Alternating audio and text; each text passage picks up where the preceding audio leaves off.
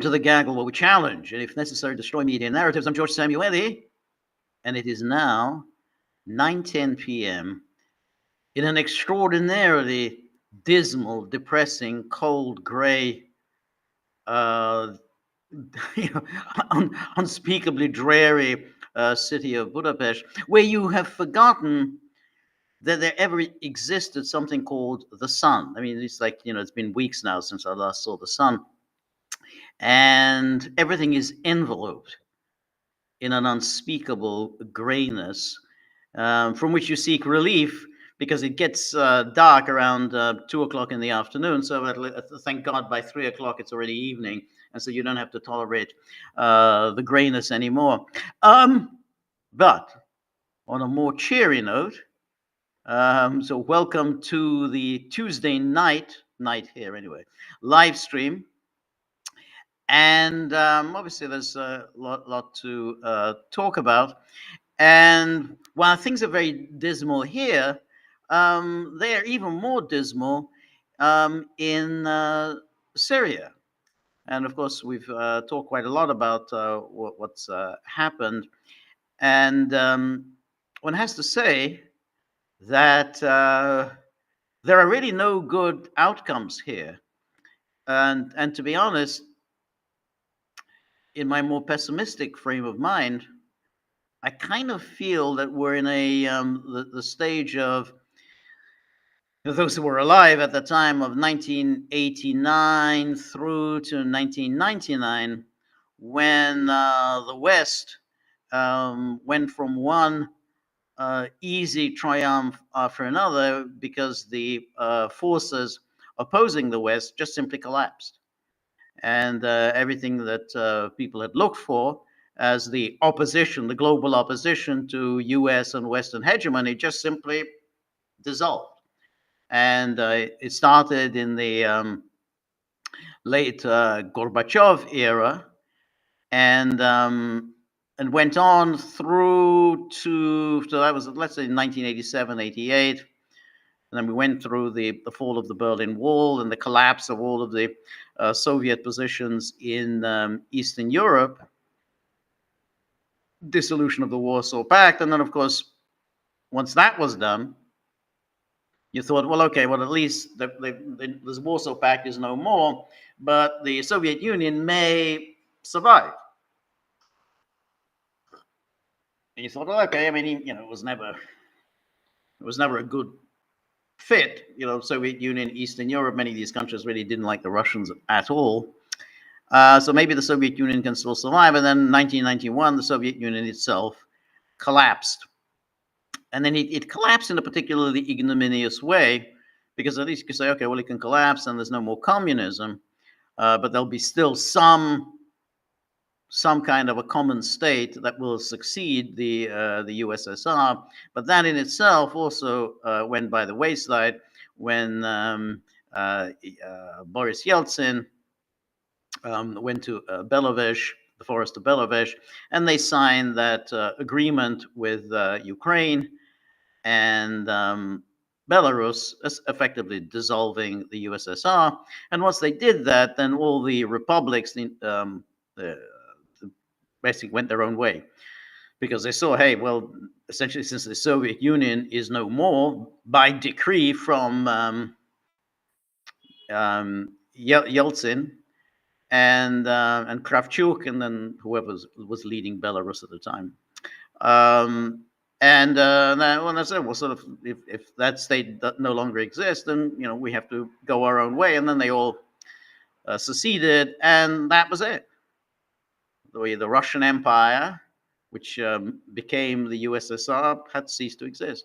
And this, of course, was a huge triumph for the West, completely undeserved. They hadn't really done anything to advance this, or at least, not recently anyway. And then, of course, we had that was the unipolar moment, and the West pushed forward to grab as much of the lolly as they could. And so we had the awfulness of the 1990s, in which basically the United States got to call the shots everywhere, and there was really very little opposition to it. And then it seemed for a while after the ouster of Boris Yeltsin and then his replacement in 2000 by um, Putin, that things were going to change. There was a new Russia would emerge. It wouldn't be the equal of the Soviet Union. It just wasn't big enough. But nonetheless, it would lead the opposition to the U.S.-led Western order. And we had all the indications. Putin broke the back of the jihadis in Chechnya and in Dagestan, and then he broke the back of the oligarchs. And it seemed like Russia was moving slowly but surely into some semblance of normality. It had disappeared from the world scene for essentially about 12, 13 years, but now it was returning as a serious power. And then so we kind of were working on that assumption that things would slowly but surely return to some kind of global normalcy in which the U.S.-led hegemony just could not last. But what happened now with Syria is really very, very serious. I think it's a huge victory for the West, because now that axis of resistance in the Middle East is gone. I mean, there are still people saying, "Oh, well, maybe Iran will, do something." There'll still be some attempt to reforge this, just like people thought after the fall of the Berlin Wall that, well, yeah, but the Soviet Union can still go on. It doesn't need that. I read just now Moon of Alabama, and you can always be sure that the Moon of Alabama will take the wrong take on any occasion. And Moon of Alabama is under the impression that the Russians will get to keep their base there, the Tartus naval base, and they'll keep their Haimim air base. Why? Well, because the new leaders of Syria, the HTS, they're probably going to want to keep their options open. They're not going to turn against the Russians. They're going to so keep them. So they'll have several irons in the fire, so to speak. That is as dumb a take as is possible. There is no way in the world that the Americans are going to tolerate the continued presence of the Russian bases. They're just not going to do it. And I mean, at this stage, Russia seems so weak that they just might even start bombing it, and just to get them out of Syria. I mean, I don't think they're going to go that far, because they don't need to. But if need be, they will bomb those Russian bases. But the point is that Syria has now been taken over by the Americans, by the Israelis, and by the Turks. They're going to divide up the spoils among themselves, and then leave whatever little rump or whatever fictional state to HTS or whoever. It doesn't really matter too much, because Syria is no more. It doesn't exist anymore. That entity that emerged from the Sykes-Picot agreement, that entity is gone. And the Americans will now have a very strong military presence in the Levant, which they didn't have before. Never had that before. Now they have it. They have now a military presence in the Levant. They're going to massively expand their military presence. It's not going to be just 900 soldiers. No, they're going to have air bases. They're going to have military bases. This is how they're going to project power. And then, of course, Israel. We've already seen how Israel has now moved on, grabbed the buffer zone that separated the Golan Heights from Syria proper. So they've taken that, and they've all gone even beyond that. They've gone to Mount Hermon, and obviously they're going to continue to take additional territory. And then, of course, Turkey, which set the whole process in motion, is going to want its piece of the pie. After all, hey, we deserve something for this. We're not going to just walk away empty-handed. And of course, they're going to take the northwestern part of Syria. They'll annex that. I imagine it will also annex large parts of the northeastern part of Syria. Obviously overturn the Treaty of Sèvres, which they've been very pissed off about for 100 years. And then, of course, the Americans may just create some kind of a fake Kurdish statelet in Syria, and then the Kurds, they can play off the Kurds against the HTS, and and then, of course, the big prize. There is a big prize here, which is, well, what do you do with all these jihadis? And again, Moon of Alabama, idiot that he is, they said, well, there are 3.5 million of them in Turkey, and there's no way they can be sent back to Syria. Of course they're going to be sent back to Syria. They're all going to be sent back to Syria. And with a view to what? With a view to creating a jihadi army that can be unleashed against Russia. Remember when Russia first intervened in Syria in 2015, the argument that Russia made, a very reasonable argument, was that we need to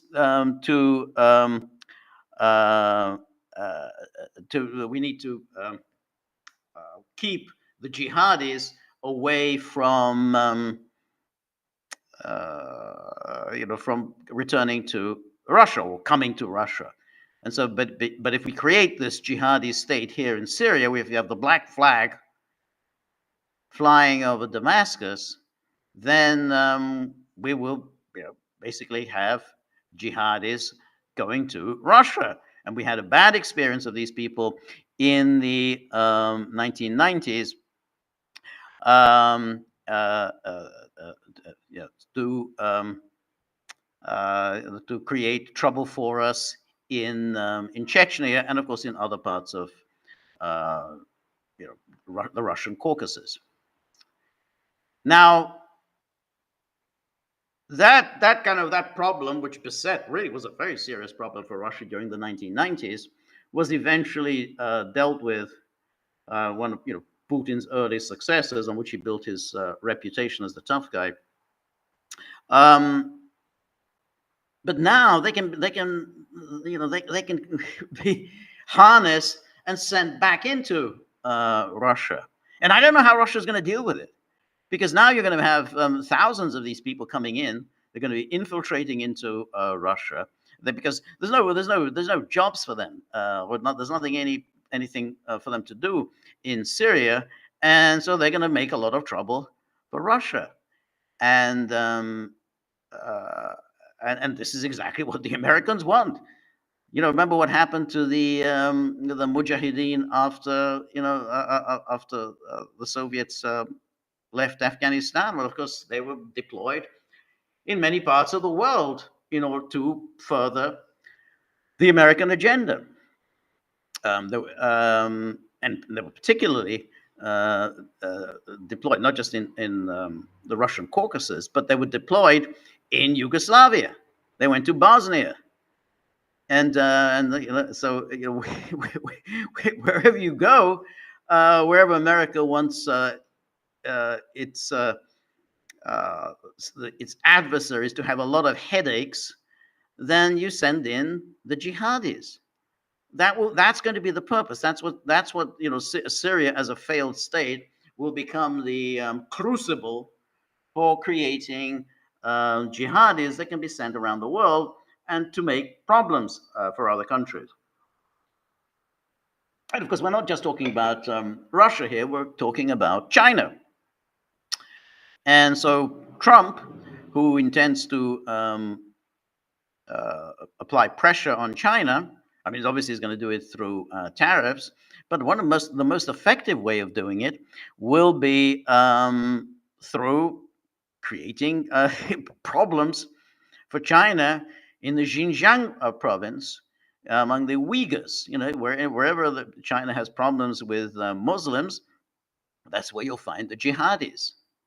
And then, you create problems among Russia's so-called allies in the stands, Uzbekistan, Kazakhstan, Kyrgyzstan, Tajikistan. You just make all sorts of problems for them. The more these countries are in difficulties, the more Russia will be in difficulties. I mean, some of them are members of the Collective Security Treaty Organization. They're going to go to Russia and say, you need to help us out. We're in a lot of trouble here with these jihadis. We need Russia to help out. But Russia is going to have its hands full. We're going to come to that because of the Ukraine issue, which Russia hasn't yet resolved. But now these jihadis are going to become a very useful tool for the Americans. And of course, the biggest prize of all for the West, and particularly for the United States, is, of course, Iran.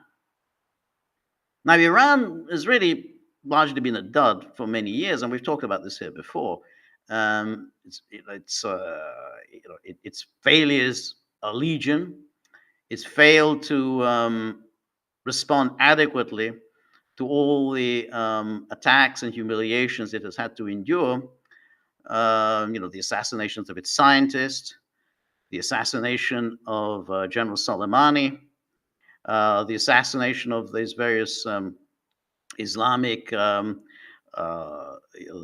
IRGC, the fighters, and now they're going to come under Trump's maximum pressure campaign. Now, the maximum pressure campaign will obviously it'll be manifold.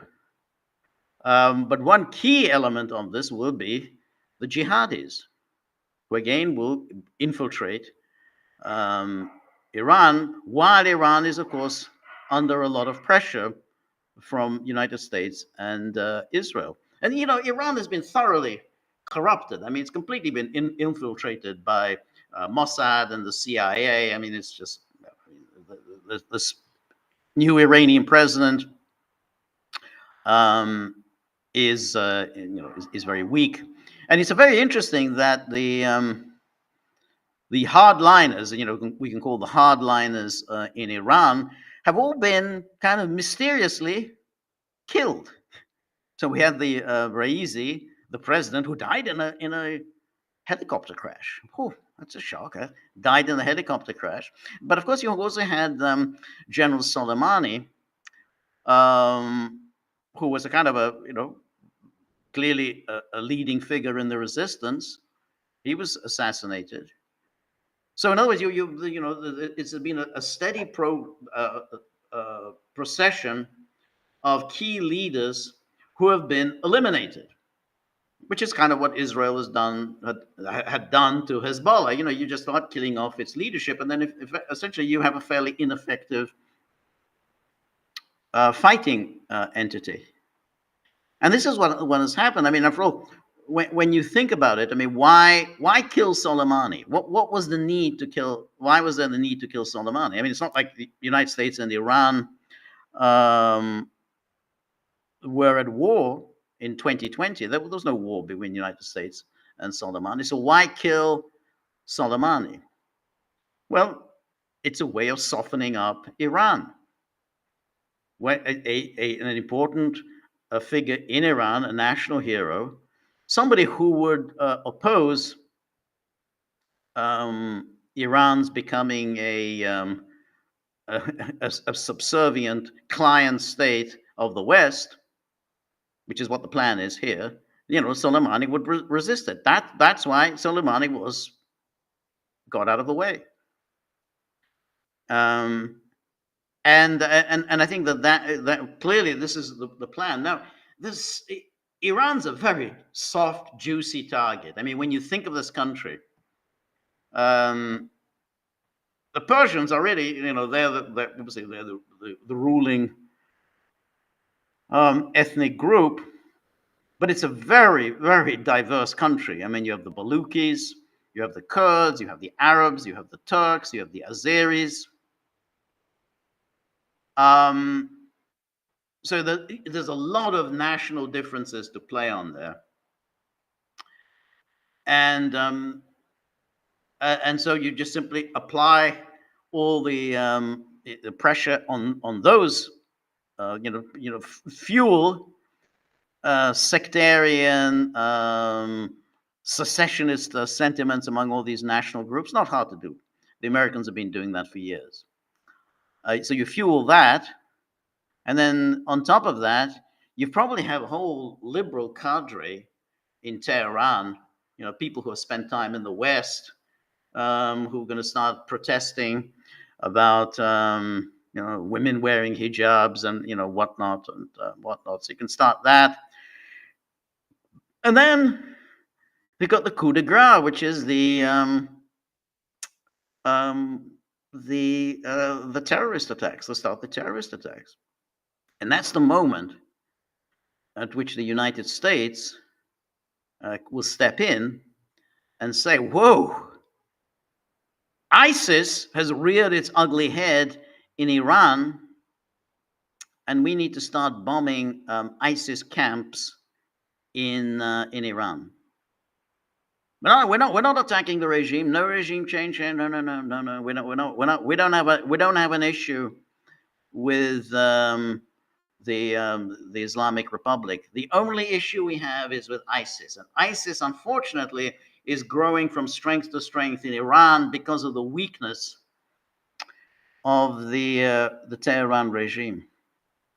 So in other words, it will become what Syria was. So essentially, Syria. So we're not trying to, yeah. I mean, originally they wanted to say, oh, Bashar al-Assad must go, Assad must go, but then they abandoned that, and then they limited themselves to attacking Syria on a regular basis, ostensibly in order to fight ISIS. And so therefore that's the goal. Oh, we're just fighting ISIS. You remember when Trump has always repeated this issue that I was close to a deal with Iran. You always wonder what did he mean by that? Oh, I was very close to a deal with Iran. I think he's going to try and push for a deal with Iran. I have serious doubts that Iran really has the capability to produce nuclear weapons. I mean, maybe they can. I mean, we'll have to see. But not only would Iran have to then produce the nuclear weapons, in a great, in very substantial quantities. One nuclear weapon, that's not going to do you any good. You need a lot of them. You also need the delivery mechanisms. So you need your you're going to need at least some long range missile launchers. Maybe Iran has them, maybe doesn't.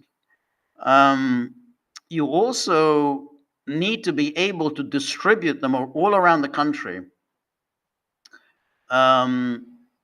because if United States and Israel get a whiff of that Iran has nuclear weapons, then they will strike. They will strike, and that's why if they have a good idea where the nuclear weapons are, they will immediately hit that target. So Iran really would have to develop a number of these nuclear weapons, and they would have to distribute them all around the country and make sure that they're thoroughly concealed, so that any preemptive attack from Israel or from the United States will fail.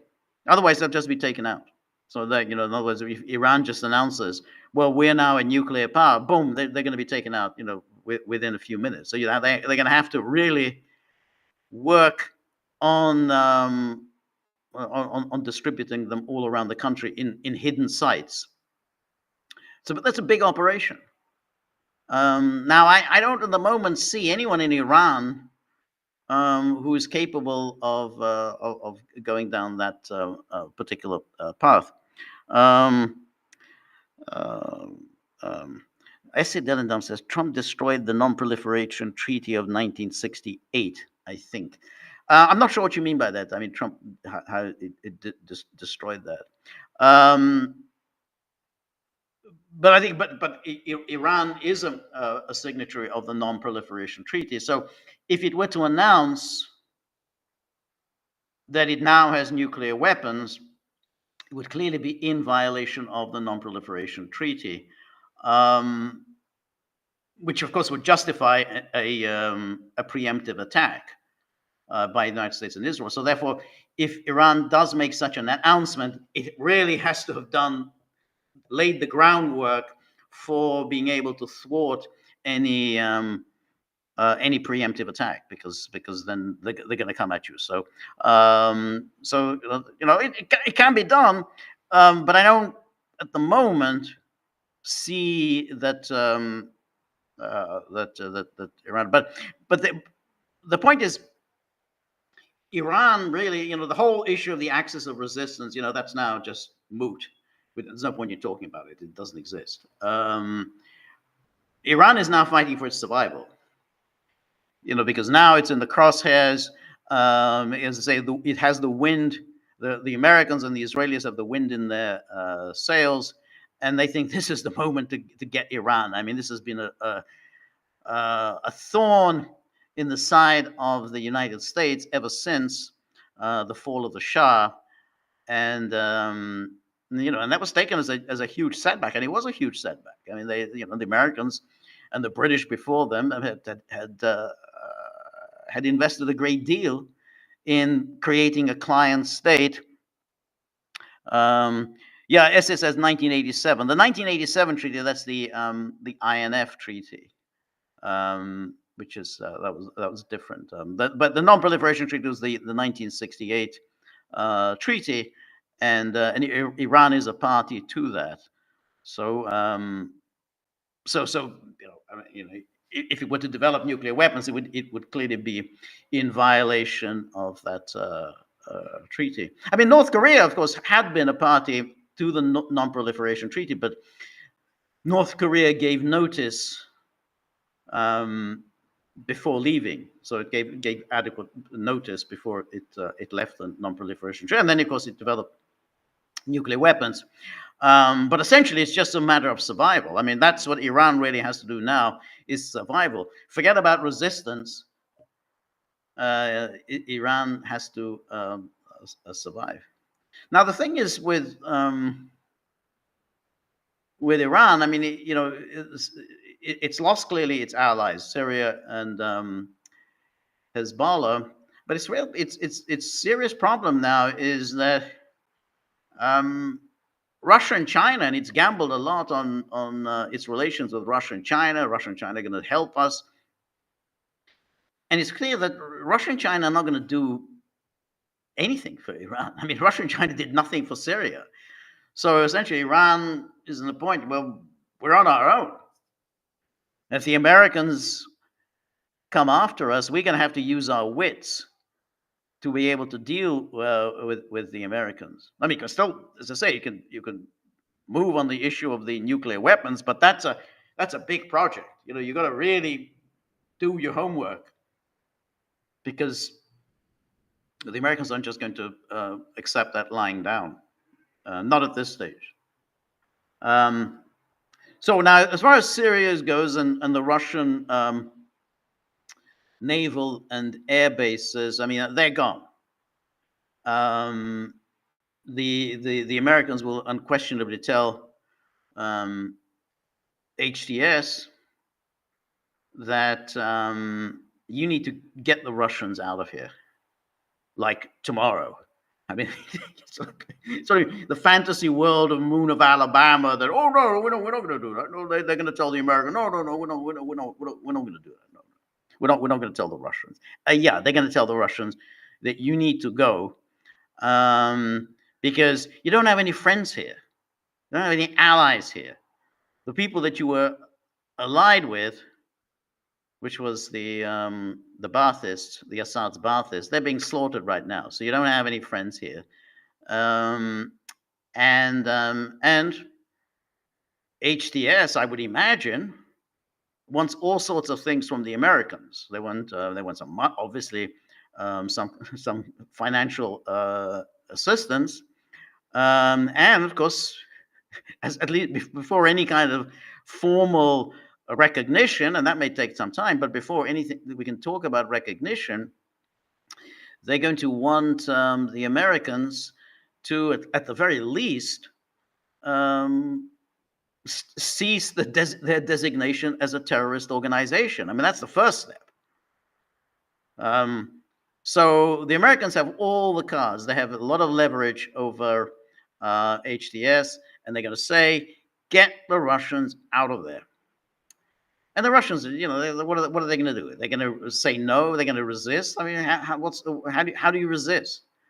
If they try to resist, Erdogan isn't even going to allow them to take their equipment out. He said you can't use the Turkish Strait to get your stuff out and into Crimea. You can't use our airspace to get them out. So essentially, the Russians are now in a position of having to ask Erdogan, can you help us to get our naval and air equipment out of Syria? Will you help us? That's the idea that the Russians are going to stay on. And I don't know, how do you stay on? You're cut off from the hinterland.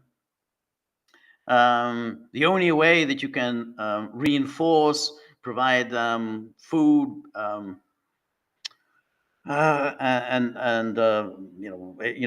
every kind of replenishment for those Russian forces is going to have to come through the Dardanelles.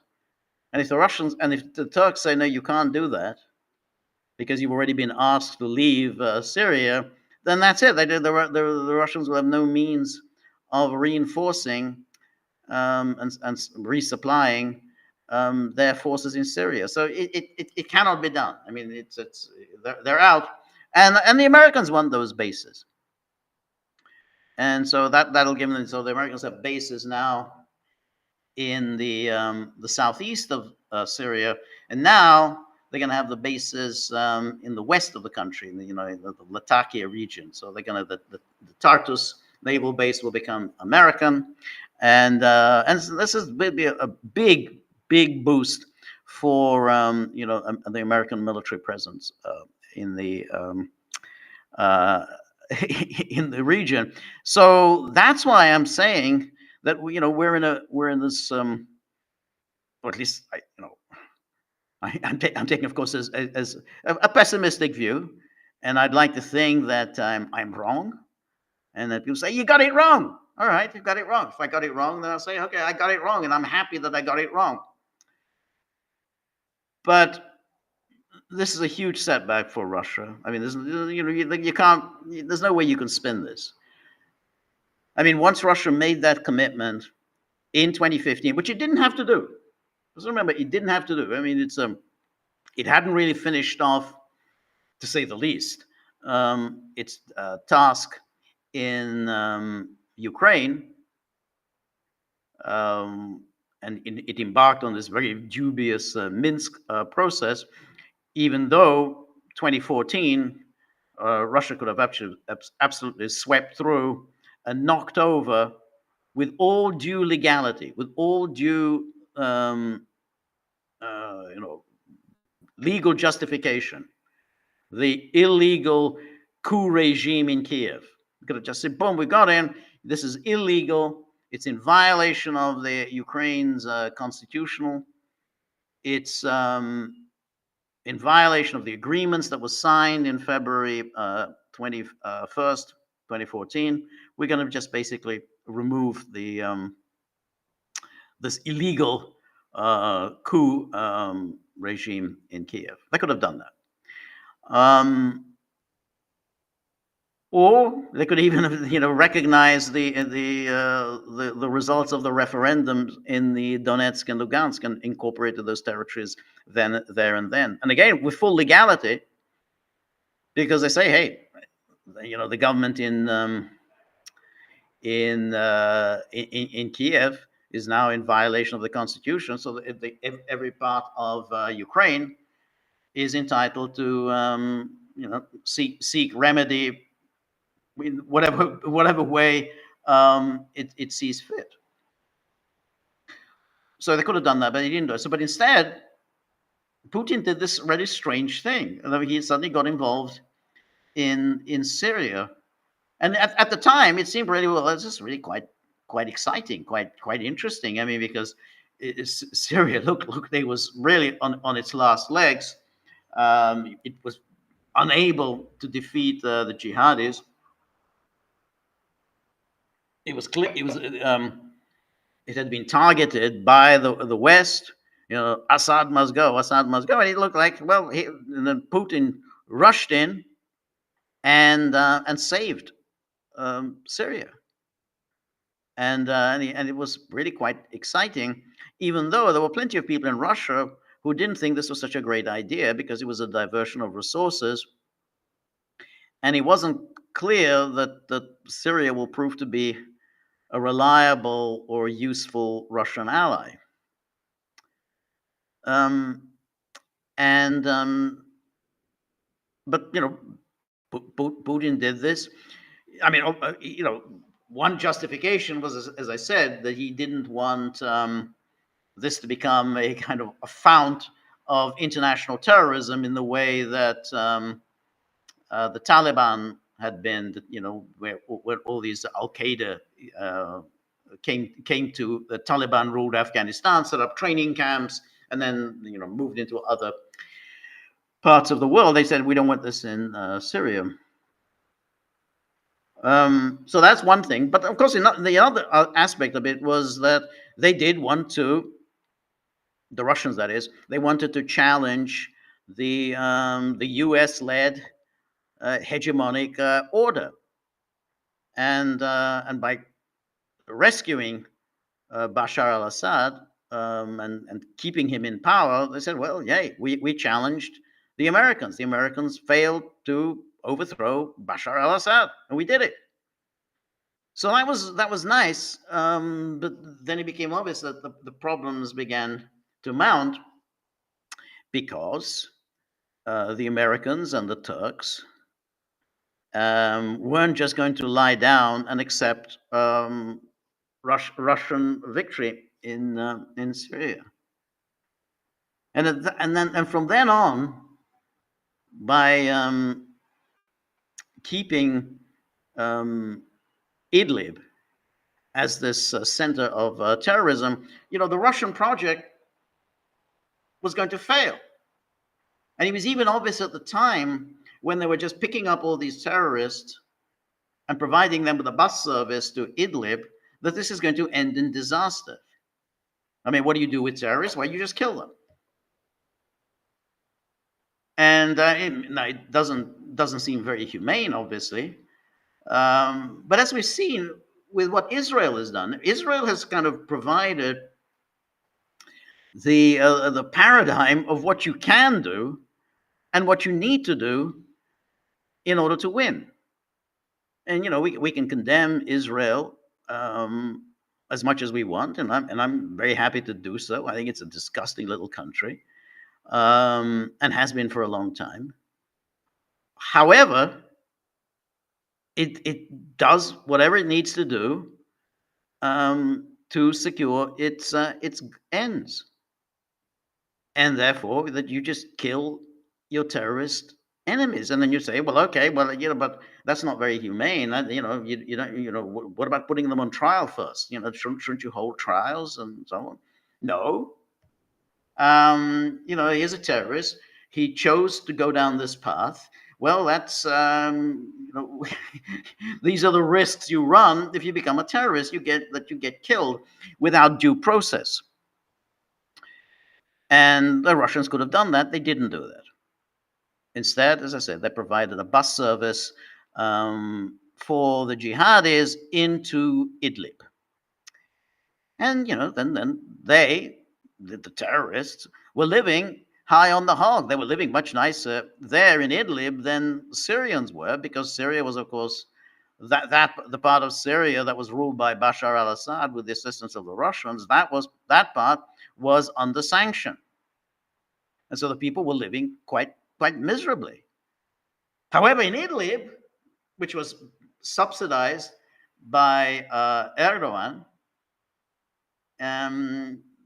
they were living much better. You had a much higher standard of living in Idlib than in the rest of Syria. And Putin never really brought this up with Erdogan, or tried to punish Erdogan for the fact that he was subsidizing that whole terrorist center in Idlib. I read, I think today, Simplicius, and I don't really like Simplicius, but Simplicius was saying that he was trying to address the arguments, because you always have to defend Russia, because he's trying to address the argument of those who say, well, there was a chance in 2018 to 2020 when Russia and Syria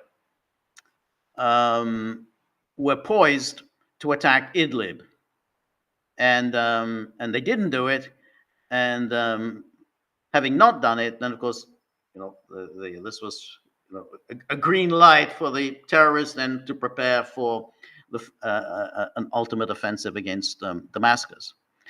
And so that's an argument. And of course, Simplicius dismisses the argument, because he says, yeah, but Erdogan, he went to the UN Security Council, and Trump had threatened to bomb Syrians, and he had threatened to attack Russians. So if Russians, attempted to take Idlib, he more or less said, "We will attack Russians." So in other words, Trump actually threatened to bomb Russians if they sought to take Idlib. And so it says, well, look, I mean, Putin then made a rational decision. It wasn't worth provoking World War III for the sake of Syria. That's the argument. It wasn't worth it. Putin made the prudential choice not to do it. The problem with that is that who then has escalatory dominance? I mean, we had all sorts of people coming on the Gaggle, escalator, or the Russia has escalatory dominance. I've never quite exactly understood what does that mean, and in what way does Russia have escalatory dominance? But if it's correct that Russia backed away, and I guess it is correct, Russia backed down in the face of Trump's threats that he would attack them if they tried to take Idlib, that in other words, he was ready to, the United States was ready to use its air power and ready to risk World War III for the sake of the terrorists in Idlib. And that's what it seemed like when Trump was issuing these threats. Well, if the Americans can do it, then who has escalatory dominance? They have escalatory dominance. The Americans threaten, and Russia backs down. Russia threatens, and the West doesn't back down. So that's who has escalatory dominance.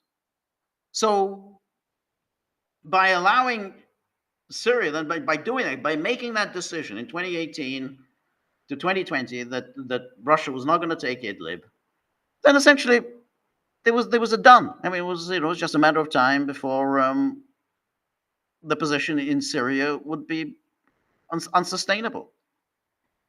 And when the people now blame Assad. He's corrupt, and and he's incompetent, and the Syrians didn't fight and whatever.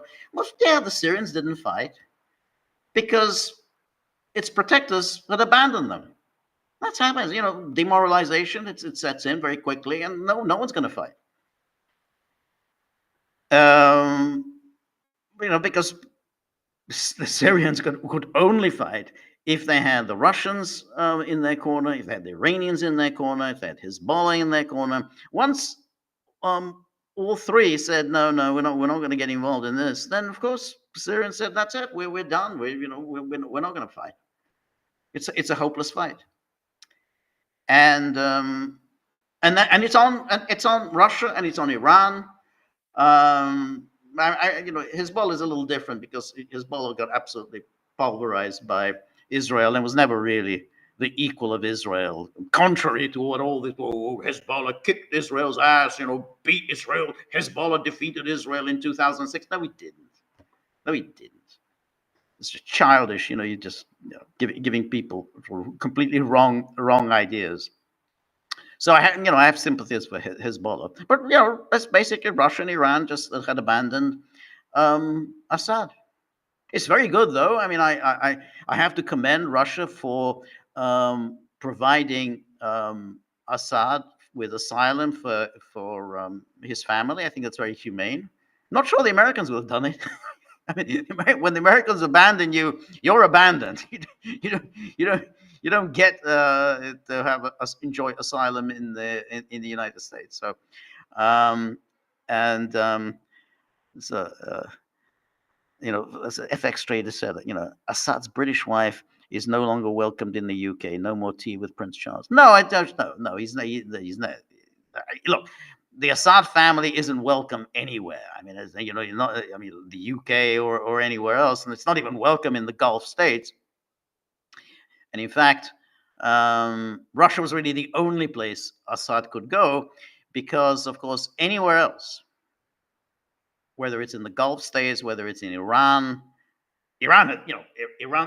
security is a joke. I mean, he would have been an easy target. He could have easily been assassinated in Tehran. He could easily be assassinated in the Gulf states, but I don't think the Gulf states would have given him asylum. So he had nowhere to go.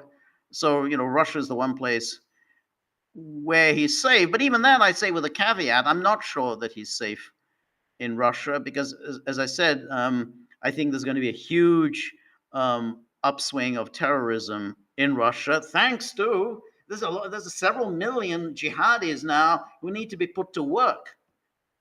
And how do you put them to work? Well, you send them off to cause absolute mayhem around the world, particularly in Russia, in China, and in the various stands that are supposed allies of Russia in the Collective Security Treaty Organization. So that's they can do that's the plan for them. So that's why I'm not sure whether Assad has whether in the long term he can survive, physically survive, that is. But at least in the short term, he'll be alive. I mean, in the old days, you could always go to get, the Soviet era. Once you got there, once you reached the Soviet Union, you were safe. No one dared to start anything terrorist in the Soviet Union. That, unfortunately, is no longer the case. So you had all those people, the spies, the Cambridge spies, who kind of ended up living in Moscow. They were all safe. No one was going to take any pot shots at them. But Assad, I think, maybe, but for the time being, anyway, I think you're safe. Now, just to conclude, I think that the West is, I think, very, very happy with these the developments.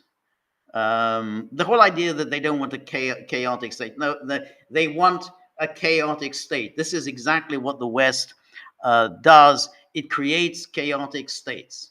It does it deliberately. I mean, this isn't just some oversight. The notion that, oh no, we want states under the rule of law. Yes, we want good government. Yes, yes, democracy. We'll have elections. No, they don't. They don't want that.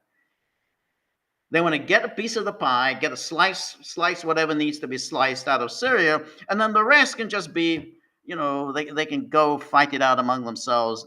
No, the West doesn't care, as long as you don't bring your terrorism to the United States, you don't bring your terrorism to Europe. That's a problem. But if you take your terrorism into Russia, you take it to China, you take it to Central Asia, that's fine. You just go ahead and do that. So chaos is what the West promotes and has been doing it for a long time. It's no accident. We see it in Iraq, we see it in Libya. It's always been promoting chaos because it's very good for the West. Then you don't have to worry about any adversaries because they're just too busy fighting among themselves. But the next target, where the chaos is really going to engulf a state, I think, is Iran. I think the Trump people are absolutely salivating to do the Syria number on Iran. So that's that. And to conclude, this is what's the plan for Russia. The Russia, the Trump is not going to push Ukraine under the bus. People are misreading what Trump said when he was in that interview with Christine Walker on Meet the Press, and he was asked, "Are you going to reduce U.S. aid to Ukraine?" And he said, "Yeah, probably." And what did he say immediately? "Yeah, because the Europeans need to step up to the plate. They need to provide the assistance that we do." And that's what he means. Yeah, we're going to cut it out, and that's what that's Trumpism. How Trump identifies America first. Yeah, we're going to spend less of our own money. The Europeans, they need to spend more of their money. I think that's what he's going to push them. But I don't think that he's just going to abandon Ukraine and say, yeah, you know what, we lost this. Yeah, big failure for us, big failure for NATO. We're ready to give accept a victory for Russia, and then let's move on to something else. It's not going to happen. It's just not the way the Americans operate. It's not the way Trump operates. And what Trump has seen, and it's clear from those tweets that he sent out over the weekend, he sees Russia as weak. And when Trump sees that you're weak, he's going to try and exploit that. Anyway, let's turn to the Gagglers, who are the people who keep the dogs in being. Because they're the only ones who matter. So that because they put money into the pot, and then the dogs just they're not going for my throat. So that's I really appreciate that their generosity there. Anyway, so the Gagglers, Danuki, always good to see you. And Danuki says, are Shoigu and Gerasimov still waiting for the plan TM? This is such a BS take to excuse Russia's monumental epic fail, or why not betrayal, considering they already flew the new Syrian flag at the embassy in Russia on Sunday. How could they get there in real time? And it looks like they are recognizing the new authorities very soon, the same ones that will kick the Russians out, most probably. No, I think that's right. I think they've the business with the flags is very, very strange. And I noticed that the guy who's the ambassador, Syria's ambassador to Russia, was the guy, I think Jalafi, if I'm pronouncing his name right, Jalafi, who was the used to be Syria's representative at the United Nations. So he was always, I remember him during those debates at the UN Security Council. And I noticed that he's already turned on Assad and pretty much saying, yeah, Assad deserved to be overthrown. He'd lost the support of the people. So After all those years of putting in those sterling performances at the Security Council defending the Assad government, he's now saying, yeah, pretty much deserved. He lost the support of the people. He deserved to go. How they got those flags in there is I don't know. It's a mystery to me. But as I say, there is no prospect whatsoever that the Russians will be allowed to maintain their bases in Syria. They have no friends in Syria. And Turkey, America, Israel want them gone, and Americans want those bases for themselves. There's going to be no one there who's going to tell the Russians, "Yeah, we kind of want you around." So that's a given. And of course, in the meantime, all of them are bombing the living daylights out of Syria. This glorious moment of liberation. And so we have Israel. Israel is just destroying everything. I mean, it's just pulverizing Syria's naval bases, it's pulverizing its air bases, its ammo depots, its missiles. I mean, its research facilities, factories. I mean, it's just leveling everything. And the Americans are perfectly happy, and the Russians have said nothing. I mean, I guess what do they say? I mean, after all this time, when Israel had been bombing Syria day after day, Russia had really done very little. Indeed,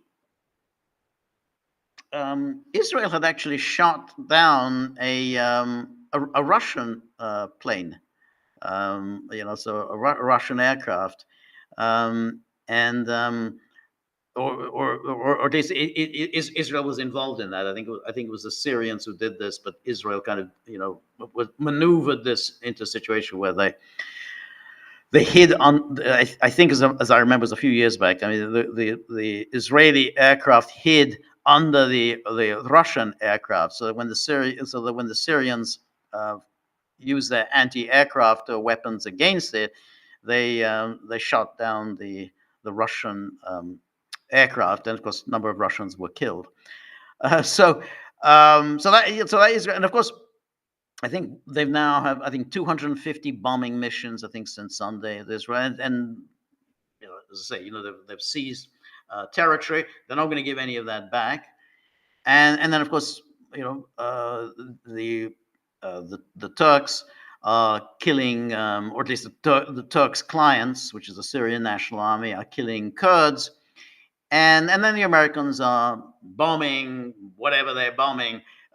Clearly, all in the name of fighting ISIS. Well, of course, they're not fighting ISIS, but what exactly they're bombing is always a mystery, and the Americans never really explain what they're actually destroying, other than, well, I mean, obviously, what they're destroying is anyone who's going to resist, a big American carve out in Syria. I mean, they're going to link up the air bases and military bases in the east of the country with the bases in the south, with the Israeli positions in the south, and then of course in the west and the Latakia, where the Americans are going to take over the Russian bases. So they're carving out a very nice chunk of Syria. So obviously they're bombing in order to ensure that anybody who's got any objections to any of that, will get more of this. So clearly that these are the plans that are just being So any talk about stable government is just is a joke. So. But in terms of Shoigu and Gerasimov,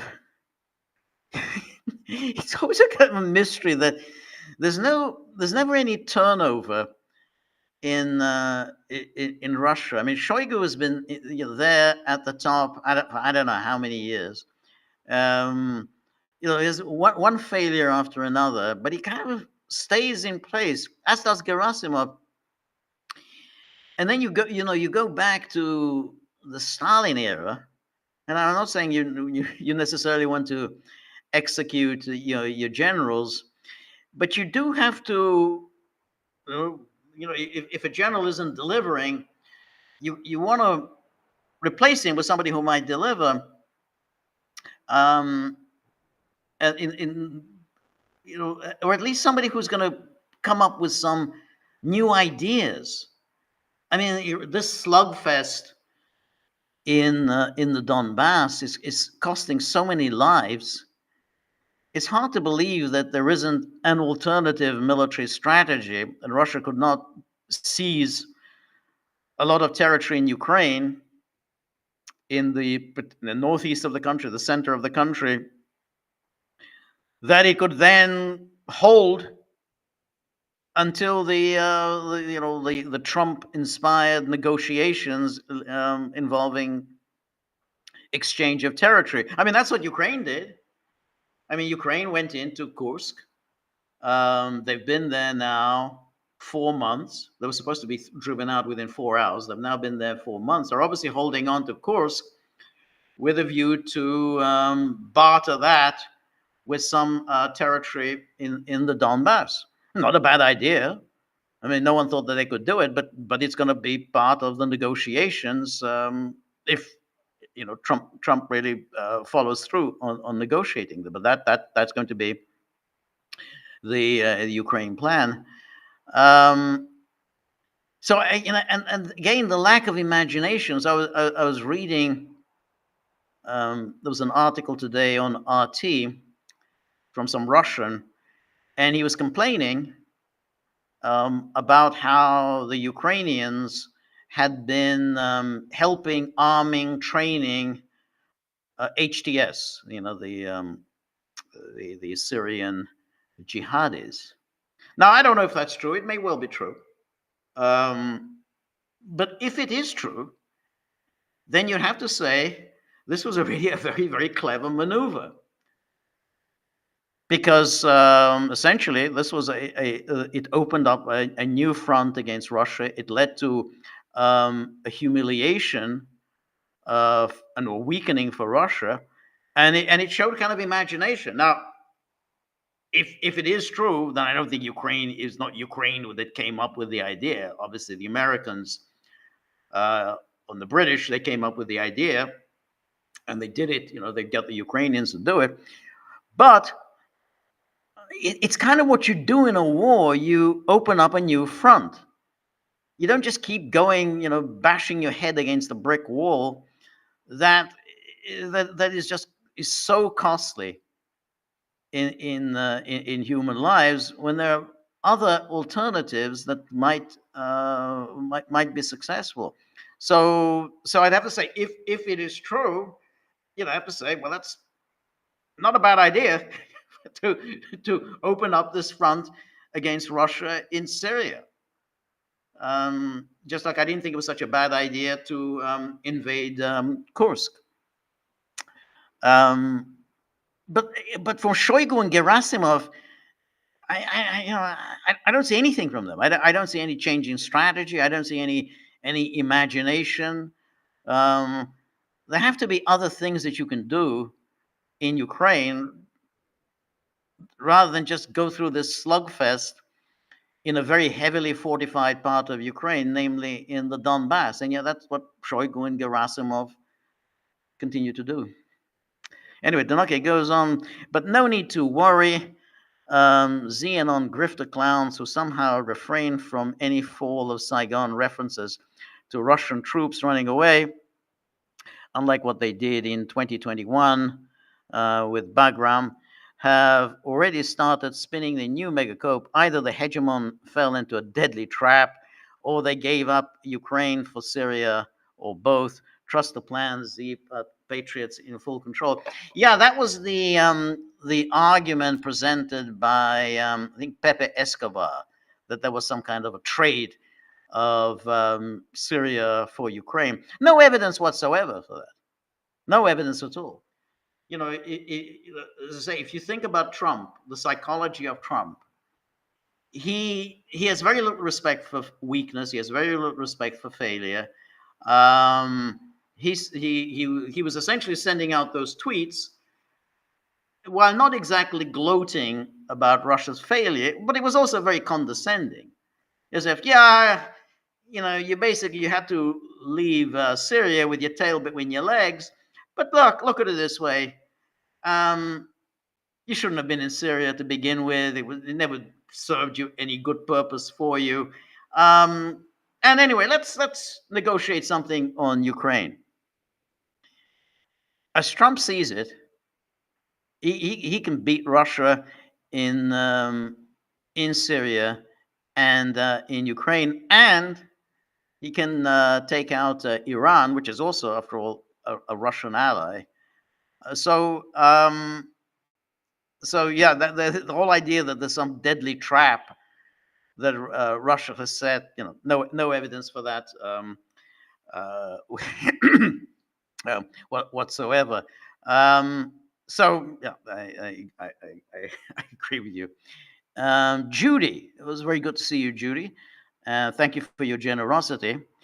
And then Judy says, Viktor Orban posted yesterday on X from Mar-a-Lago, including a photo of himself with Elon Musk, who had little X sitting on his shoulder. Orban said, USA Today, the future has begun. An afternoon in Mar-a-Lago with real Donald Trump. Well, I think that Orban is the one European that has an in with Trump. No one else has any kind of an entree with Trump. Trump likes him, um, and he has a kind of a personality that Trump likes. I mean, just like I think Trump likes Putin. He that kind of tough guy persona. But on the other hand, I mean, Orban is prime minister of a country of 10 million. It really is. It doesn't play such a big role in in world affairs. It punches way above its weight because Orban has often defied the EU within certain limits, within the limits that the EU sets. So they give him a certain latitude, but there's a moment at which when it's an issue that's important for the EU and NATO, then they tell Orban, okay, knock it off. So when there was an issue that he was holding up money for Ukraine, they may declare to him, no, you got to, you know, you're not going to veto this. And then they came up with this whole maneuver. He leaves the room to get a cup of coffee, and then the EU ministers vote for the money for Ukraine, and Orban didn't take part in the vote, but so he has a certain latitude, but ultimately I think Trump listens to him. I think Trump respects his views, but I don't think he has any influence on Trump. I just think that Trump just likes to have him around. I think he likes to get his take on Ukraine, but Trump will do whatever whatever Trump thinks is best, which is not necessarily what is best. I mean, I think that's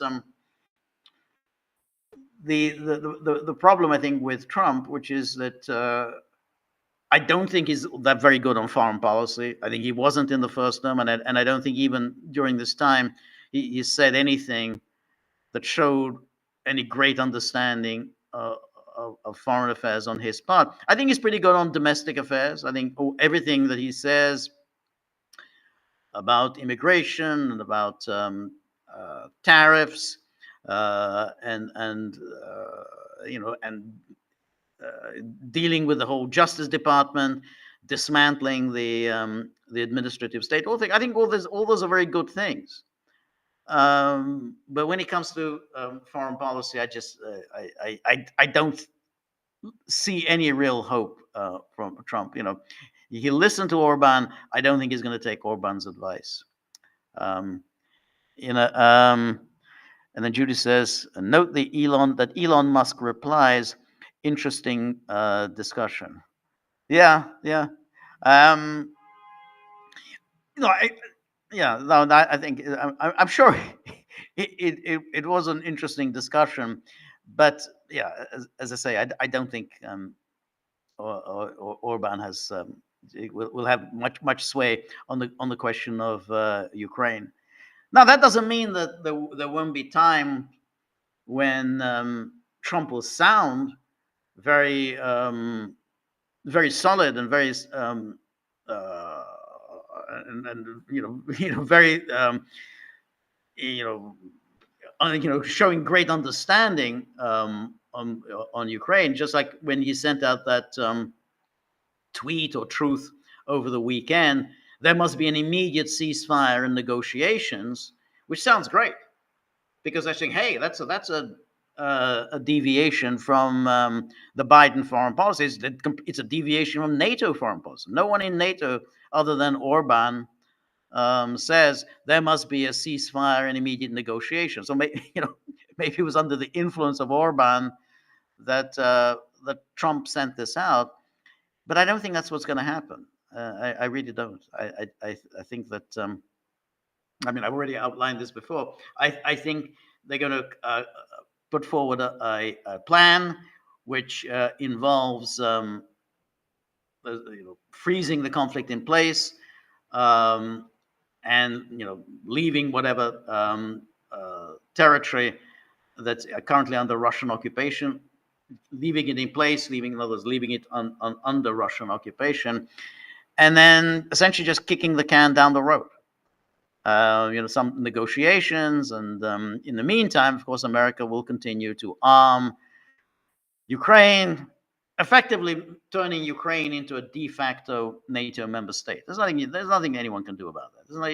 America's not going to be restrained by Russia in not arming Ukraine. Of course, they're going to arm Ukraine. Of course, they're going to issue these guarantees. And while, no NATO membership for Ukraine, effectively,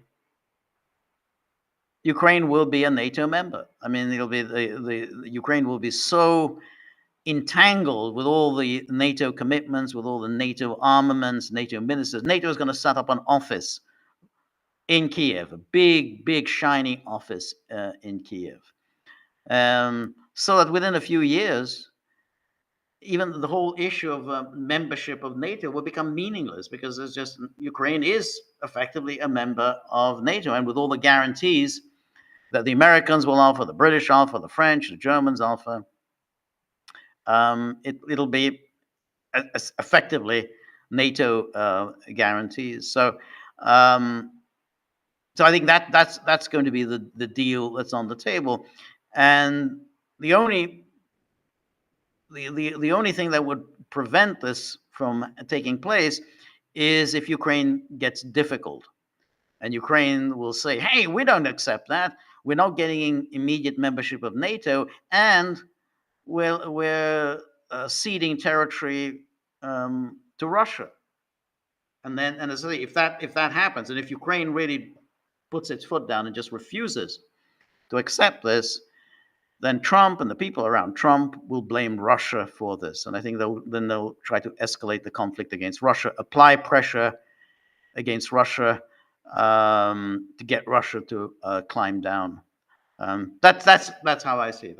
I don't think that Trump is going to go down the path of Viktor Orban. Maybe I'm wrong, but I don't see that that's going to happen. I think it's the Washington policymaking elite is not going to abandon Ukraine. There just isn't the voice, the consensus among the policymakers to abandon Ukraine. Just so.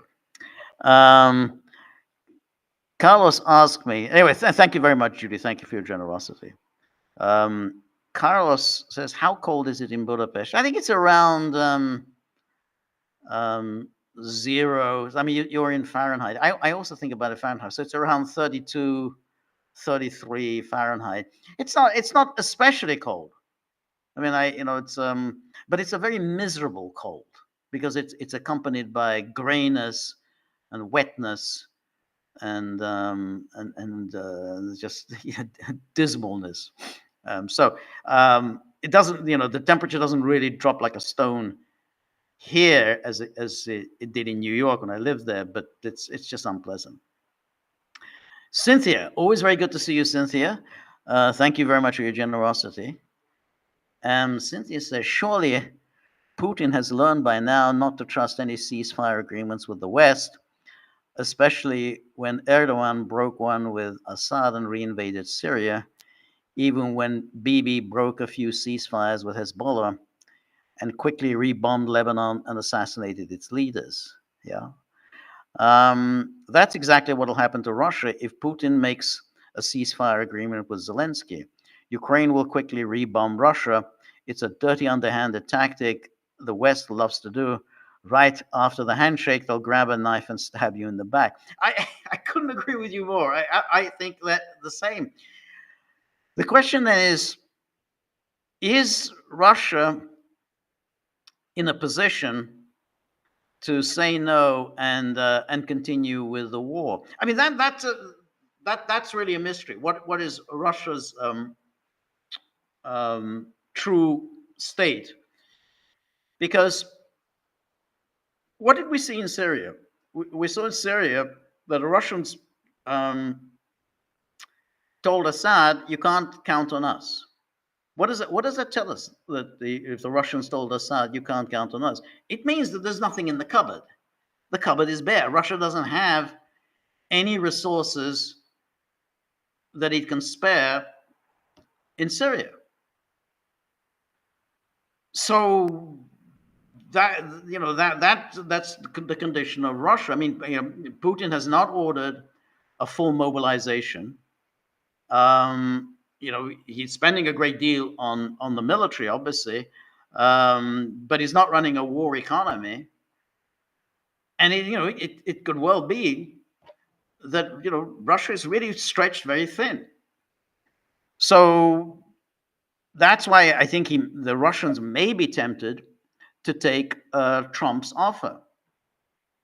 And as I said, I think it's more likely that Russia will take the offer than Ukraine does. And of course, it's not just Ukraine. I mean, it's the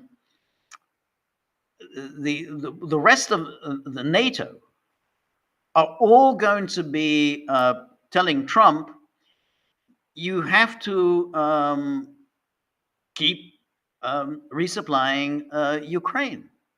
So, I mean, today there's a story that Friedrich Merz, the German chancellor, well, he's not German chancellor. He will be German chancellor after the February election. He's a Christian Democrat. He's setting up a European contact group comprising Germany, France, the UK, and Poland. Now, what is the purpose of this European contact group? Well, its purpose is to anticipate and thwart any plan by Trump that would, in some way let Ukraine down. That in some ways will tell Ukraine to accept loss of territory. I mean, that's what they're afraid of. They're afraid that Trump is going to push Ukraine towards a loss of territory. And so that's the European view. Then there are all the people within the administration. There are going to be all the people in Congress who are all going to get on Trump and say, you can't do this to Ukraine. You can't force Ukraine to give up territory. It's if you do that, this will be the greatest humiliation America has ever suffered. American values will be in the trash. We've forced the country to give up territory. So that's why that what's saving Russia is that the West isn't going to do a deal. That there's not going to be a deal. I think if we were really unlucky, Trump would offer this deal to Putin, and Putin would take the deal, And then, of course, as you say, the West would immediately stab him in the back and would relaunch this war within 2, 3, 4 years. Um, but I think, you know, the good thing is the West isn't going to do that. The West will instead say, no, we can't possibly accept a ceasefire on current lines. We can't possibly ask Ukraine to give up territory. No, we have to keep the war going. And it's all Russia's fault. And therefore, we have to maximize the pressure on Russia. I think that's what will be the culmination of whatever peace process Trump and Kellogg will launch. So I think that, and I think Russia is lucky. I mean, to be honest, because I think if Putin were to accept the Trump offer, then it'll be exactly the scenario that you, Cynthia, outline here. That they will break that ceasefire agreement immediately. They will launch all sorts of missile attacks into the Donbass, into the part of the Donbass under Russian occupation. They will launch missile attacks into Russia, and I will say it's all Russia's fault. You know, it's all. They'll say, you know, hey, you're breaking the agreement. No, we're not. We're basically doing this because Russia is just so unreasonable. So, in a way, if the West had gone along with these agreements, like the Minsk agreement, or if the West had gone along with the Istanbul agreement, we'd be in a much worse state because, in a way, each time Russia has been saved by the West's greed and opportunism and desire to humiliate and defeat Russia, then, you know, in a way, you know, Russia hasn't been stuck with a terrible deal. Minsk was a terrible deal for Russia. Russia was getting nothing out of it. Istanbul was a terrible deal for Russia. It was awful. It would have led to complete defeat for Russia within a few years. It's like it would be the equivalent of what we've seen in Syria, like the Astana process, a terrible deal for Russia, because it was all the Astana process was a fraud. So the Istanbul, the agreement in Istanbul would have been a fraud. And so I think we may be lucky that the Trump and his people will simply not go for any ceasefire, because I think a ceasefire would be very, very bad for Russia, because essentially the war would start up again in no time at all. But it does raise the important question is, well, what does Russia do now? Because, you know, it's very hard to know exactly what are the capabilities, what are the manpower issues that Russia has, what are the economic capabilities, whether they can indeed throw into the battle a substantial number of men, throw into the battle a substantial number of armaments. We really don't know.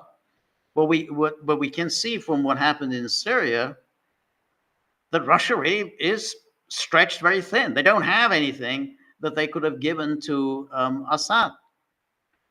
And we saw that also in the incursion into Kursk. We were told, oh, well, you know, they were going to throw out the Ukrainians in 4 hours. Then, of course, the story changed. Oh, it's really good that Russia didn't divert any of its forces to Kursk, because that means the Russians could focus, you know, absolutely focus on the battle in the Donbass, whereas Ukraine made this cardinal error of going into Kursk and therefore diverted its forces. However, it's clear that because Russia is stretched so thin, they just didn't have any forces to send to Kursk. There's just nothing. They don't have anything. All their forces are committed in the Donbass. I mean, imagine if the United States were involved, I don't know, maybe involved in a war in Southeast Asia, or maybe in the middle in Iraq or whatever, and then Mexico had invaded Texas, and then and the U.S. president would to say, well, okay, well, we can't really, we're not going to divert any of our forces from Southeast Asia or from the Middle East. We'll deal with the Mexican problem at a later date. I mean, Americans would just go berserk. They'd go ape shit. What the hell are you talking about? I mean, you allow an invasion of our territory, and you say that well, we're going to deal with that later. But we have to address the Middle East first, or Southeast Asia first, and then we'll deal with the Mexican incursion later. I mean, it's a ridiculous argument, and yet that's the argument that's been made on behalf of Russia. Oh, this is very good. They've allowed Ukraine to stay on in course. In the meantime, they're focusing on the Donbass. Well, the only thing you can conclude from that is that Russia is spread very thin. They don't really have, forces in excess of what they're using in the Donbass, and I think that's why Putin, I think, will be tempted to accept the Trump deal, because he doesn't, the capabilities of the moment are limited. But I think if that falls through, then essentially you would have to go to the next step. You'd have to order some kind of a full mobilization. You'd have to do that. And bite the bullet, see how Russians respond to a full mobilization. I doubt they'll be very happy, but they're going to have to take the risk. I mean, Putin has not wanted to take the risk. He's insists that it's still a special military operation. It's a long past that, but that may be his only real option now. He has to just do whatever he can do just to win this war.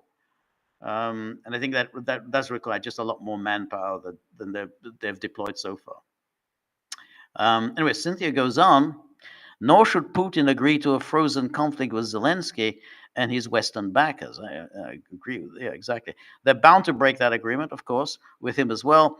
And when they start rebombing Russia, they'll do so in a very dirty and underhanded way, as well as when Russia has got its guard down. So Russia really has no other choice but to continue the war until it's completely and utterly finished. So there'll be absolutely no doubt in anyone's mind as to who won and who lost the war. I couldn't agree more. I think that's all Russia can do. I don't think that so far they've made the necessary commitment to win that war unconditionally. I mean, and as I said before, even if they take the Donbass and Kherson and Zaporozhye, there's the four oblasts, that still doesn't really conclude the war.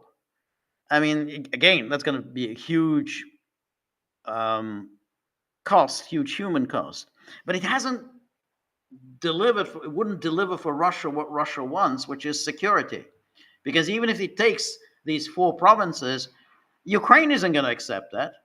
NATO isn't going to accept it. The Americans are not going to accept it. They will immediately launch further wars against Russia. They're going to keep bombing Russia. They're going to be triggering terrorism in Russia. And as I say, Syria, the Syria thing is now clear that they're going to absolutely go to town and send all these terrorists into Russia to create all kinds of problems behind the lines inside Russia. But the point is that the only way you can win this war is ultimately if you go and smash the regime in Kiev.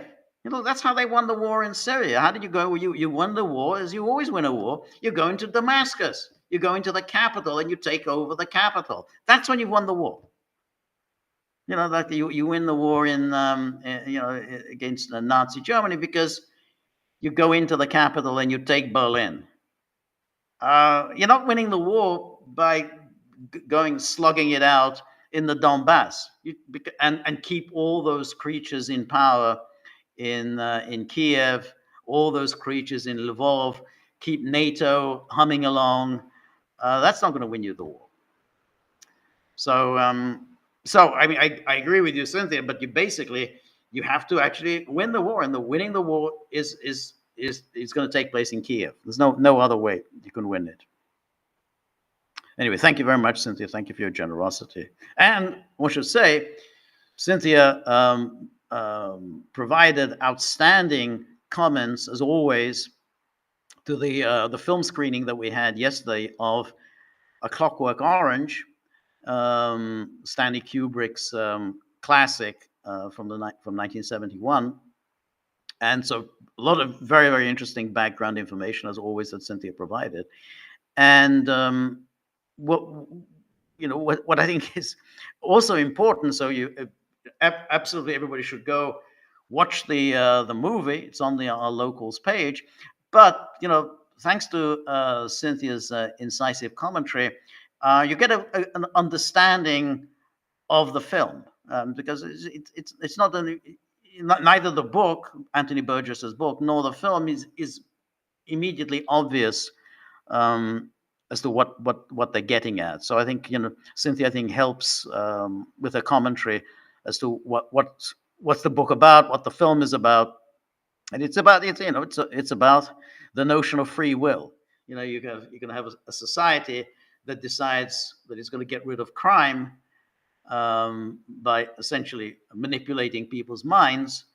And so, hey, that's a desirable outcome. But of course, it turns out it actually has very undesirable effects. So, so watch the film and read Cynthia's comments. And I think you'll find it a very enlightening experience. So, anyway, thank you so much, Cynthia. Robert, thank you very much for your generosity. Robert says, Mar-a-Lago for years I thought was another Addison Misner exercise in Mediterranean revival architecture. However, it turns out that the architect was Marion Sims Wyeth, who, like Misner, designed many homes in Palm Beach. Huh. That's that's very interesting. It looks, I mean, a very impressive site. And I've obviously I've never been there, but it is I mean he's a kind of quintessential New Yorker, and there's Trump Tower, there it was on Fifth Avenue, by Bergdorf Goodman, very prominent place, and then he decided to abandon that and then make his way in Florida. But he's not really a very Floridian sort of person. I mean, when even just when you listen to him talk, I mean, he's a New Yorker, not just in terms of his accent, but the way he does the whole stand-up New York stand-up routine, like a comedian from the Catskills. So he's an odd transplant in Mar-a-Lago. It looks very impressive, and it's always been very interesting. How did Trump get into this luxury buildings, luxury golf courses, and luxury condos business? Because that's not really what his father did. I mean, his father was providing middle class housing. He never did anything like this, anything like this. Mar-a-Lago, country clubs, golf clubs, rich people buying huge condos. I don't know how Trump got that. I think that when the U.S. government, starting under Nixon, but it went on after Nixon. When they went after his father, they went after Trump villages because they supposedly discriminated against blacks. I think he suddenly realized that middle class housing really isn't the way to go. So, because you're always going to be in the crosshairs of the U.S. government, they're going to accuse you of racism, that you're keeping out blacks from your estate. And it's probably true. They probably were keeping out blacks because they knew that, hey, we're not going to get middle class people coming and living here if they thought there's going to be a black person living next door, and then the whole tone of the neighborhood will decline. And I think because this went on for years and years, these court challenges to the Trump organization, then he may have just decided, if I limit myself to rich people, luxury goods, I'm not going to be subjected to civil rights suits, because I say, hey, this may be all white, but that's only because I only provide property to very wealthy people. I can't help that. It's just a matter of who can afford to purchase apartments in my properties. So, hence this, Mar-a-Lago and all the garish things that he's indulged in all those years ago. Very, very different from what his father did. Anyway, thank you so much, Robert. Marty, always good to see you. Good evening, George and Gagglers. Thank you, Marty. Appreciate your generosity. And then Danaki says, breaking. Biden administration is looking to delist HTS soon, according to two U.S. officials talking to NBC. I'm sure that's right. I'm sure that it's just a matter of time. But none of these things really mean anything. I mean, it's like they listed it ostensibly because, we're fighting ISIS. ISIS. This is a raison d'être. And now they said, okay, well, we're going to deal with these people, and they are going to deal with them. I mean, it's just that they're going to use them for their own ends. I mean, primarily they're going to use them against the Russians. First, to push the Russians out of Syria once and for all, and then, to provide manpower, terrorist manpower, to make life very difficult for the Russians. So yeah, they're going to work with HTS. They have every means at their disposal for leverage and make them compliant. I mean, this is what they did with the Kosovo Liberation Army, the KLA. The KLA were also listed as a terrorist organization, and then they decided, well, they're not terrorists. They're going to be very useful to us against the Serbs. So it was always just a matter of time. I didn't think it was this quick. That would be this quick, but yeah, I mean, obviously this is what they're going to do.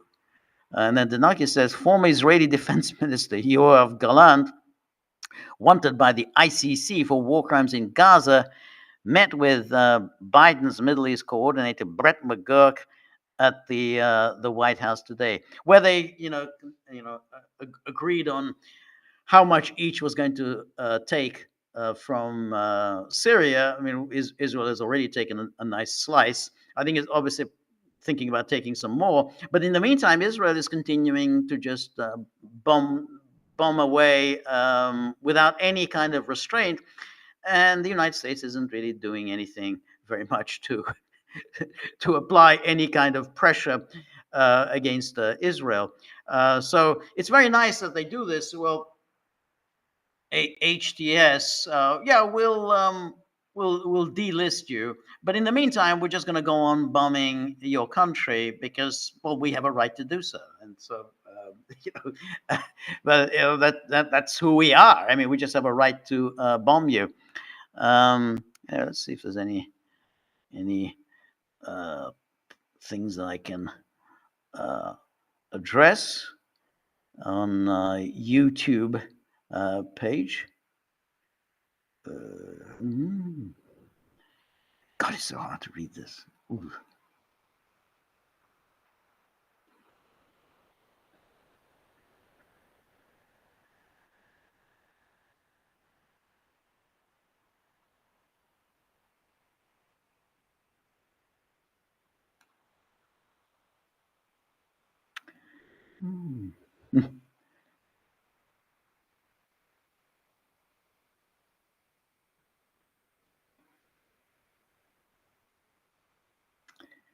Um, and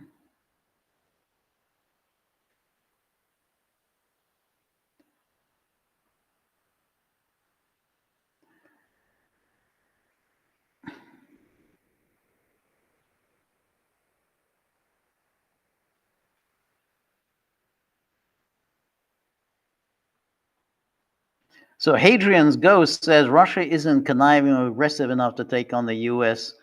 on the world stage yet. They seem timid, always reacting rather than being proactive. No, I think that's absolutely right. I mean, I couldn't put it better myself.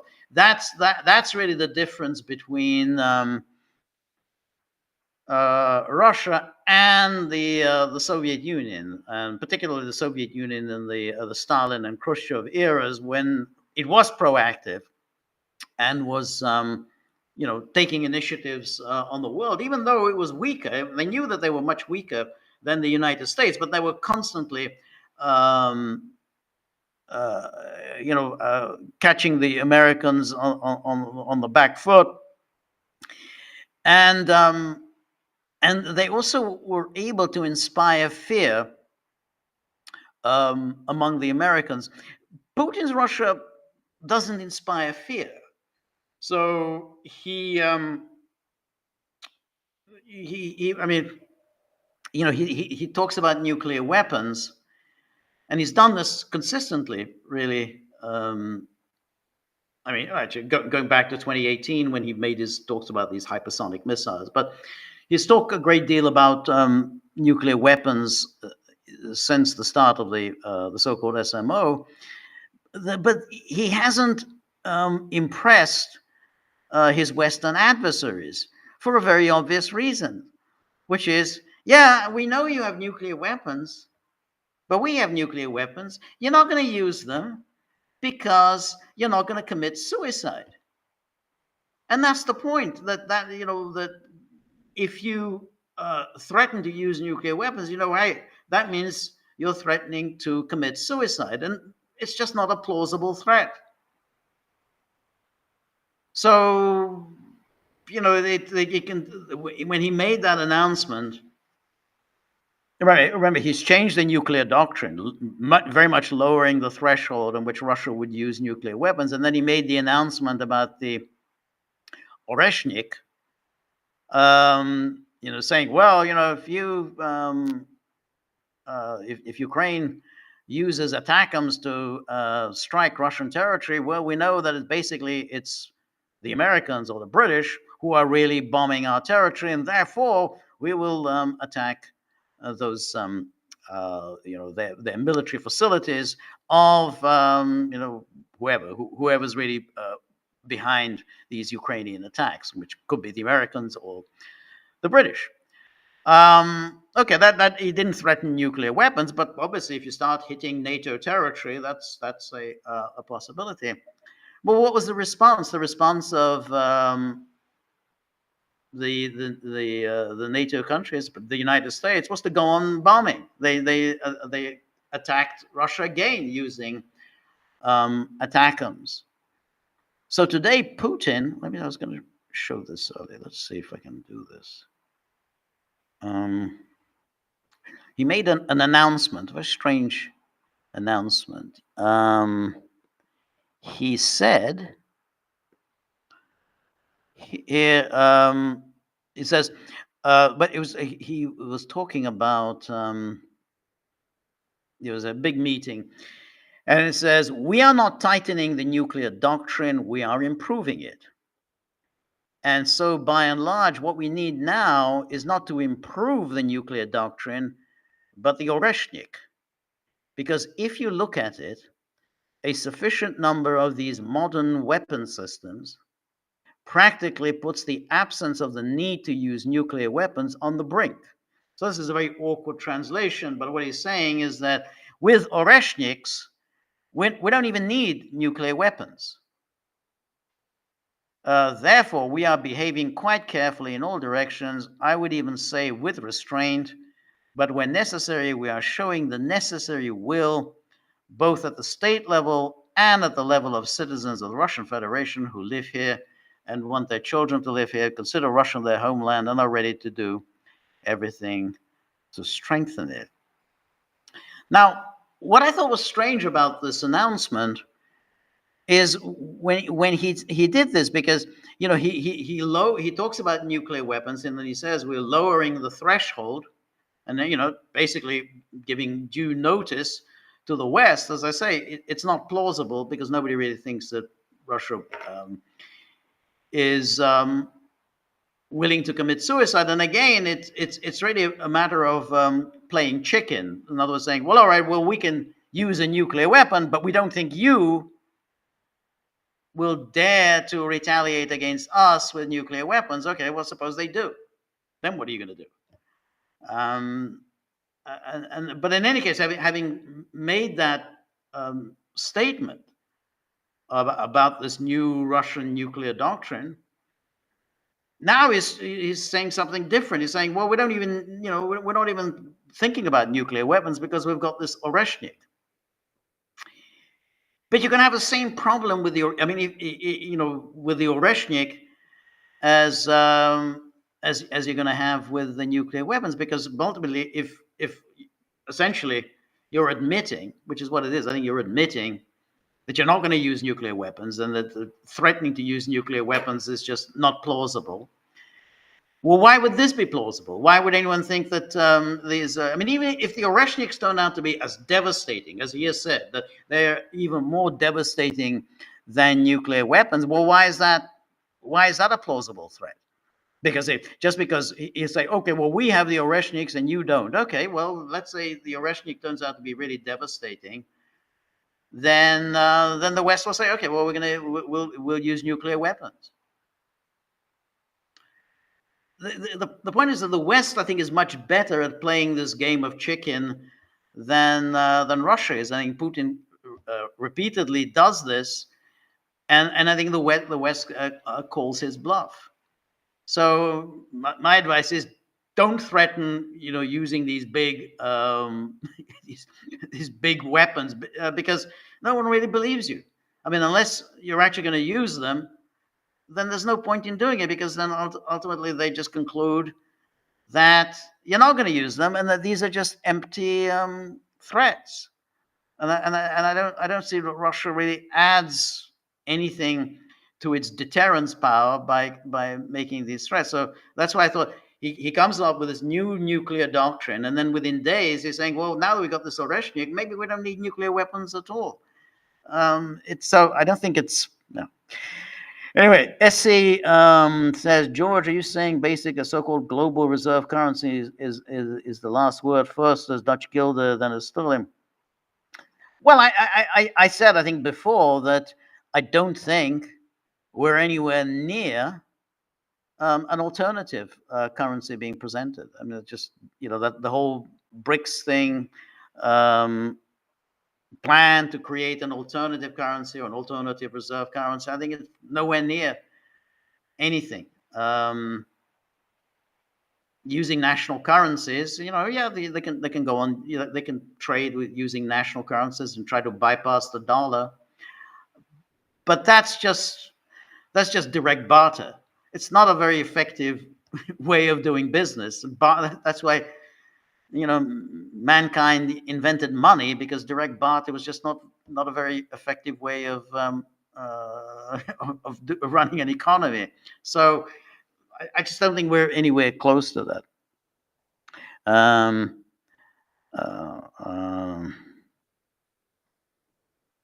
Anyway.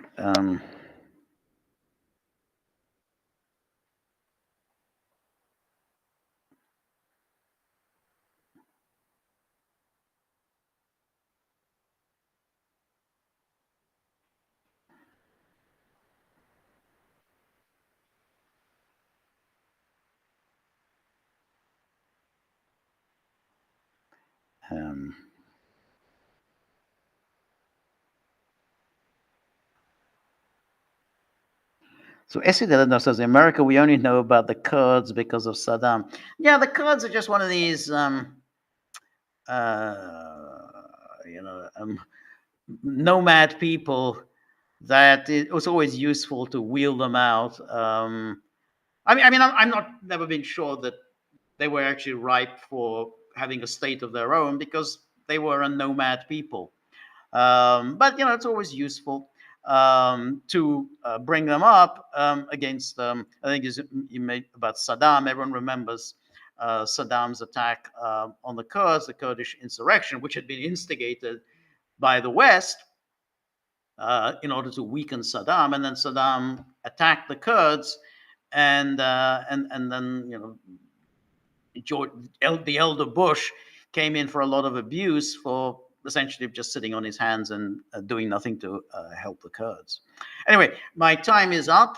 Thank you very much, everybody who contributed, and above all, thank you to everyone who put some money into the tip jar, because tomorrow's Wednesday. I have to deal with those ferocious hounds. They have utter contempt for me. They think I'm just bad at what I do, not able to keep the tip jar humming along. So it's always a very difficult, very arduous time when I have to explain myself to these dogs. So thank you, everybody who contributed and made my life a little bit easier. So we will be back on Thursday, 3 p.m. Eastern Time, and we'll doubtless have even more depressing news to discuss. That's the way of the world. So thank you for today. See you Thursday, 3 p.m. All the best. Good night. Bye-bye.